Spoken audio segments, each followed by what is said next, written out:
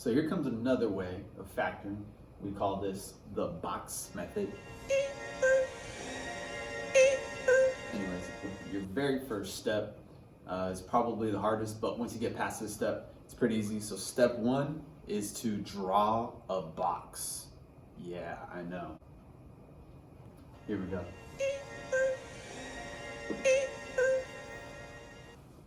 Okay, so not bad. What we're gonna do now is draw 4 quadrants.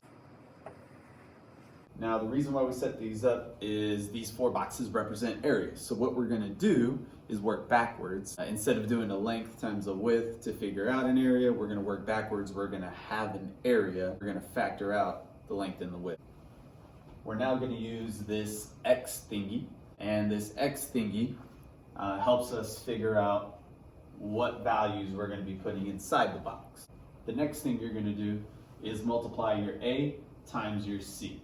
4 times -25, -100, and your B value goes at the bottom. B stands for bottom, 15. So your next step is put on your thinking cap.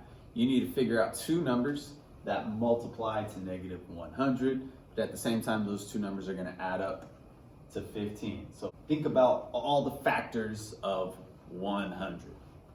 All right, so go ahead and do that. Maybe push pause on the video and try to think about all the factors of 100. One of the numbers has to be negative. And remember, they want to add up to -15. So let's figure it out.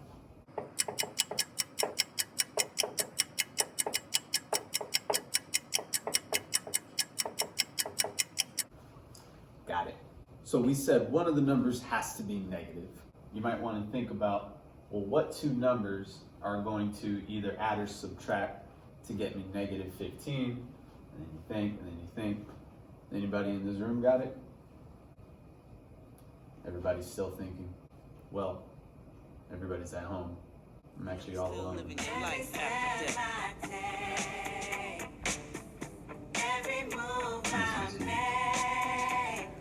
I don't want to talk about it. So I got 5 and -20. Hopefully that's what you got. So now what we're gonna do is put 5 and -20 inside the X thingy. We're now going to set up our box. And this is the way you always set up the box. Now, 4x squared, all of the A value is gonna go inside the top left box. Your C value is always going to go on the bottom right box. Which is -25. So these 2 numbers are what are going to go inside these 2 boxes here. Is once you put them inside the box, you have to put an X next to it. Don't forget about your X. Well, normally in real life you want to forget your X, but in math, sometimes you got to put your X right next to you. Kind of awkward sometimes. I wouldn't recommend it in real life. Math class, you need your X. As I said before, these 4 boxes represent the areas. Now we're gonna work backwards to figure out the lengths and the widths. Now if you don't remember about area equals length times width. So if you have a rectangle where one side is 3x and the other side is 2x, if you multiply length times width, 3x times 2x is 6x squared. So what we're going to try to do is work backwards, get the area, but figure out, well, what 2 numbers are going to multiply to get that area. Back to the box.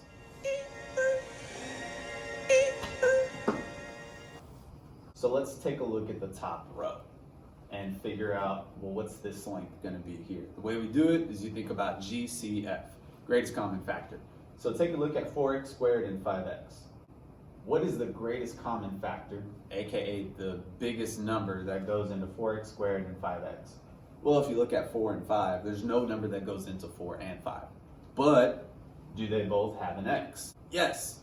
2x is here, 1x right there. So what we're going to do is kick out an x off to the side. Let's look at these 2, -20x and -25.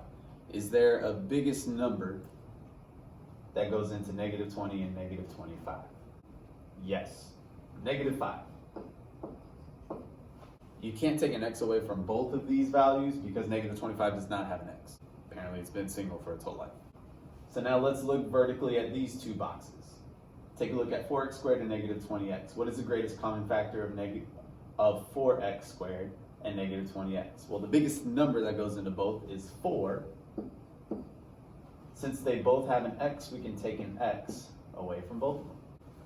Now you look at these two boxes, 5x and negative 25. Biggest number that goes into 5 and negative 25 is 5.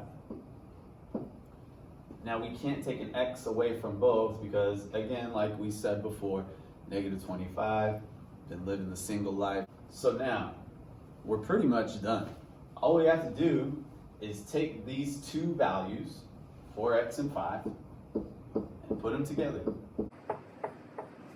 Essentially, that is the width of this box.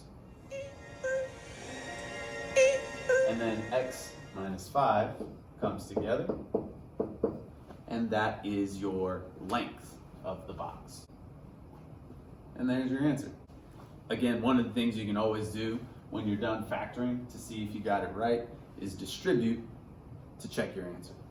So after you're done distributing, just check, does this look like my original answer? Yes, it does. You got it right. Congratulations. You now factored using the box method. Pulling out the coupe at the lot, told him 12 SWAT, busting all the bells out the box. I just hit a lick with the box.